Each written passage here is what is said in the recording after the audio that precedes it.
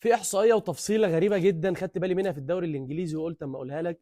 هي احصائيه بخصوص نجم بورنموث الحالي جاستن كلويفرت، اللي هو بالمناسبه ابن النجم الاسطوري لمنتخب هولندا باتريك كلويفرت.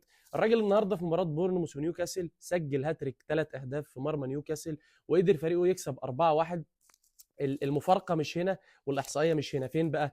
الراجل ده تاني هاتريك يسجله في الدوري الانجليزي الموسم الحالي. سجل هاتريك قبل كده في مرمى وولفرهامبتون. برضه الغريب مش هنا، الغريب فين بقى؟ الهاتريك الاولاني اللي سجله في الولفز هو هاتريك من 3 ضربات جزاء، يعني الراجل سجل 3 اهداف في مباراه واحده من 3 ضربات جزاء. اما بالنسبه للهاتريك اللي سجله النهارده في مرمى نيوكاسل هو هاتريك ما فيهوش ولا ضربه جزاء، يعني ال3 اهداف اللي سجلهم النهارده كانوا من لعب مفتوح. احصائيه غريبه، ما اعتقدش ان في حد تاريخيا قبل كده عمل الاحصائيه دي او الرقم ده.